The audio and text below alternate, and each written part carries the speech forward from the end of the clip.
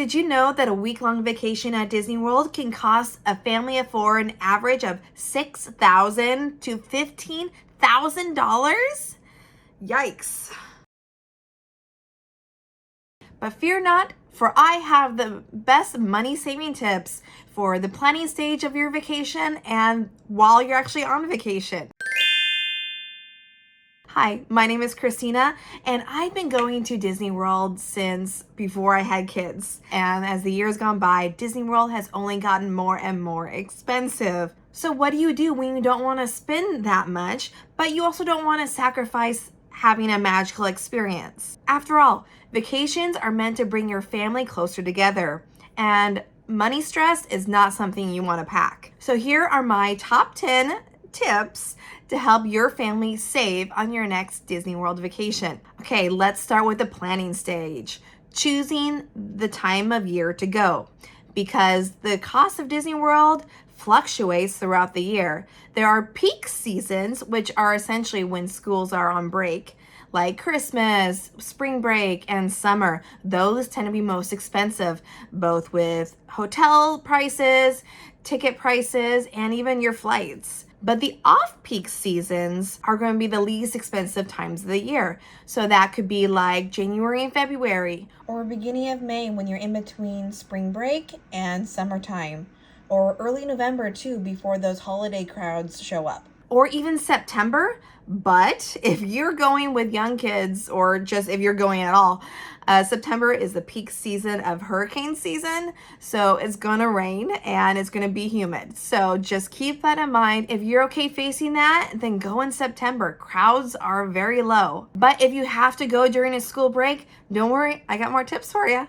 The second tip is, which hotel are you gonna wanna stay at? Now, there are good neighbor hotels which aren't owned by Disney, but they're either on or near Disney property, which typically cost less a night. But I'm not going to be talking about that in this video. I'm going to be talking about the Disney World hotels, the Disney owned hotels. So Disney has broken up their hotels into 3 tiers. You have the deluxe, moderate, and value. The value resorts are going to be your least expensive options, which means they'll have less amenities. They won't have a jacuzzi, for example. The rooms will be smaller, and it'll be more like a motel feel. It'll still be really well themed, and you still have the Disney level hospitality, but you just won't have as many amenities. And my favorite value hotels are actually the Pop Century and the Art of Animation, because you have another option for transportation, the Skyliner, which can get you to Epcot and Hollywood Studios very quickly, which is great. And you have access to other resorts on the Skyliner. So those are great options in the value category. Also, Art of Animation has what they call family suites, which has a separate bedroom and bathroom, plus a dining room that turns into a Murphy bed, which is really cool, and a separate living room, which also the couch folds out into a bed, and another bathroom, and kind of a mini kitchenette as well. So that's a great option if your family is bigger than your average family of 4. However, I do want to caution you that the price for the family suite is going to be higher than a room at the moderate level resorts. So check out your prices. The moderate level has a little bit more amenities than the value resorts. Their rooms are a little bit larger. The resorts tend to be a lot bigger. So still a lot of walking that you may have to do after a long day at the parks. But it's a great medium option for if you don't want to do value, but you don't want to do as high as deluxe either. And then deluxe resorts, well, they're going to have all your amenities. They're going to have a luxury resort feel to them. And they can have Disney Vacation Club villas, which can serve families of bigger sizes for 1-bedroom, 2-bedroom, even 3-bedroom villas, which I've stayed in 1 and 2, and they're really nice. And to save money on booking those, you can actually rent Disney Vacation Club points. And that sometimes can be a little less expensive than getting the rack rate that Disney is offering. Sometimes. The third tip has to do with your tickets, your park tickets. And when you look to buy those park tickets, you're going to get the option of purchasing a park hopper or not. Now, let me tell you, Disney World is huge and the parks are pretty spread out.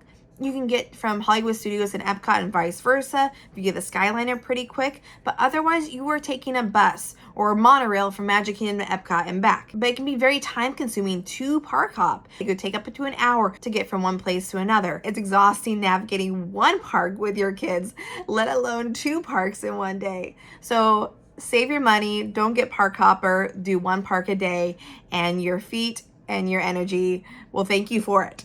Also, in your tickets, you can choose to purchase the Lightning Lane Multi-Pass or the Lightning Lane or the Lightning Lane Individual Pass, which gets you essentially quick access onto the ride, which is great, but it may not be worth it for every park. If you're going to Disney World during those value seasons, like when it's not a school break or holiday, lines are going to be kind of down anyway, so it's not really worth getting those lightning lanes. And also, you can avoid the long lines by starting right when the park opens and getting there half an hour before the gate opens, and you can do a lot of your must-do rides first without much of a wait. So that's a good way of not purchasing the Lightning Lane Multi-Pass, but still getting the full experience. But if you do want to purchase the Multi-Pass Lightning Lane, I do recommend it for Magic Kingdom is probably your best park for it. But again, you don't have to. You can get there right at rope drop, park open, and get to your must-do rides first. And on your Disney World vacation, you don't necessarily have to do all 4 theme parks. I know, crazy, right? I know you're spending a lot of money to go there, and this might be your first time, or you might not be able to go there very much, so you want to make the most of it. But check the parks and see if they have things that you really want to do. Because if there's a park that doesn't really interest you, then maybe skip it. Like for Hollywood Studios, for example. Sorry, Hollywood Studios, that I'm picking on you, but if you don't really have a Star Wars fan or a Toy Story fan in your family, do you really need to go to Hollywood Studios? So just think about that. And if you have less park days and more days you spend at your resort, then you have more time to actually relax on your vacation. I tend to do all parks every day, and I found that I usually do a vacation after my vacation when I go to Disney World. You know what I'm saying? So have less park days, which will save you money because you'll be buying less park tickets, and you get to rest and relax a lot more at your resort, which you're also paying for. All right, tip number 4 I have is to use a travel agent. Did you know that when you book a vacation, you're paying for a travel agent, whether you use one or not? I know, weird, right? But a percentage of what you're paying for your vacation goes to either the travel agent that you're using, or it goes to the vacation vendor that you are taking a vacation at. And the thing is, using a travel agent doesn't cost you anything. It's completely free.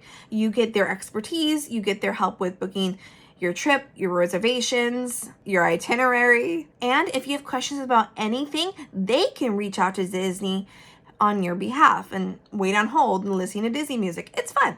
So use a travel agent. They're there to help you. My 5th tip is to buy the memory maker in advance. So every park has a bunch of photographer cast members there to take pictures of you in front of the castle or in front of those perfect photo ops, or with your favorite characters. Even some of the rides take a picture of you while you're on the ride. And all of those photos can be included in your memory maker package. Now, if you wait until you're on vacation to purchase the memory maker, like let's say you've been there a couple days and you're like, oh, it'd be really great to have those photos. Let's buy a memory maker. Well, now it's a lot more expensive. So buy it in advance, because then you get to capture those memories. You get to take advantage of those picture opportunities so that you can have those memories last a lifetime. Now let's move from the planning stage into how you can save money while you're on vacation. But before I do that, why don't you hit that subscribe button for more helpful videos like this for your family's next Disney vacation? Okay, so the ultimate money disappearing act at Disney has got to be food. Food is where your budget goes out the window, it feels like. The food at Disney World is very expensive, whether you're sitting down at a restaurant every night or getting quick service, which is kind of like upscale fast food, or you're going to all of the food booths at the food festival and trying everything. Everything adds up. So, dining plan or no dining plan? Dining plan is great. It is a convenient way to prepay for all of your meals. Does it save you money? No. Not really. I mean, if you're there for a while and you are getting the most expensive food item on every menu, sure. Yeah, you could save you money. I don't think your body would like that very much though. But that's not what it's for. It's not meant to save you money. It's to give you a convenient way to prepay for all your meals. We've used the dining plan once and we had snack credits still that we didn't use. So the dining plan is great, but it's not a way to save any money. Good ways to save money include like ordering groceries delivered to your room. So you have easy grab and go breakfasts in the morning. A grocery service that I've heard of but I haven't personally used, is Vacation Grocery Delivery. Again, I haven't used them, but I've heard good things. So it's great to have those grab and go items, especially for breakfast, or to have snacks late at night, because not a lot of things are open very late at Disney World, which if you're coming from a different time zone, that can feel rough, especially when it's 9 o'clock at night at Disney World and you still feel like it's 6 o'clock at night and you're hungry. So it's good to have some snacks and some food items on hand. Another way to save money is by eating 2 meals a day instead of your typical 3. What I mean is you eat between breakfast and lunch and between lunch and dinner. Now, food prices will still be the same as your regular meal hours, but you're not eating 3 meals, which costs more. You're eating 2 meals and maybe some snacks. And also it helps you to avoid the crowds at those peak mealtime hours. And like I said before, if you go to the festival, it adds up. So you can go to a gift shop there in Epcot and get a festival gift card, so you're not overspending because you have that gift card to tell you when you're getting close to reaching your max budget. Another cost saving tip: did you know that adults can get kids meals at the quick service restaurants? Yeah, if you're not a big eater and some of the kids items looks interesting, you can get it for yourself. You don't have to get an adult entree if you don't want to. And then for a sit-down restaurant, you could share meals. Like if you order 1 appetizer, 1 entree and share it, then that'll cut costs as well. I don't really share because I'm an only child and I like having my own food, but other people, it works great for them. And that's a good way to save money and cut down the cost of food. Tip number 7 is transportation. So the shuttle to get from the airport to your resort and vice versa, it costs money. There's no free option, unfortunately, anymore. However, the Disney transportation on property is completely free. Whether you're taking the bus, the monorail, or the Skyliner, everything is free, getting you from your hotel to a park or to Disney Springs. Everything's free. It can be unpredictable at times, but it doesn't cost you anything. But if you do need to get somewhere quick, they have minivans, which is a SUV dressed like Minnie Mouse, and it's essentially a ride-sharing service through Lyft that you can request through the Lyft app, and it'll get you from, let's say you need to make a dining reservation, it'll get you from your hotel to your dining reservation pretty quick. Tip number 8 is for souvenirs. So the best way to save money on souvenirs is to give each person a budget to stick with. How do you do that and keep track of it? Well, you can go to Target and use your Circle app to get 5% off of Disney gift cards. Yes, you get a percentage off of your Disney gift card. Isn't that great? And you can write the person's name on it and say, okay, this is all you have to use for souvenirs, so use it wisely. And that way you can keep track of whose is who. Tip number 9 is, you know how I said to spend more time at your resort? Well, at your resort, there's also free activities that you can take advantage of. There is movies under the stars where they have a big inflatable screen and you go out and watch a movie, Disney movie, under the stars, and it's really fun. They also have pool parties and games, trivia games, and things like that at the pool areas. So when you check in your resort, they should have like a bulletin board or something, some kind of sign that shows all the activities they have available at the hotel. So check out that, and that's true for value, moderate, and deluxe resorts. And tip number 10 is to bring things that you don't want to buy while you're there, like a refillable water bottle. That will come in handy. And they have water stations throughout the parks, at every park, so you can easily refill it when you need to, rather than buying a water bottle at a food cart or something like that. Also, make sure you have a backpack carry around with you. You can bring bags into the parks. Remove all the metal inside for security screening purposes, but have a backpack because you can bring it on rides with you, which is really great, versus Universal, you'll have to put it in a locker. So Disney, you don't have to most of the time, except for Tron. That's the only exception that you actually have to use a locker for. And like I said, use grocery delivery options to your hotel, so you have the grab and go snacks and food items that you didn't pack but are still available to you, that you don't have to go anywhere to get. Because they do have those kind of supplies, like small food items like donuts, Pop-Tarts, crackers, bread, peanut butter and jelly, and all of that stuff they have actually at the resorts. But if you can get that ordered through a grocery service, then that is most likely going to be less expensive than inside the Disney store. So rapid fire all 10. Choose a time of year to go that's not peak season. Choose your hotel wisely. Don't get park hopper tickets. And only get the multi-pass lightning lane. It's peak season or it's a must-do for you. Use a travel agent to help with all of your travel needs. Buy the memory maker in advance. Spend less on food, like not getting the dining plan and not eating during peak hours. Getting a kids meal instead of adult meal at a quick service restaurant. Sharing meals.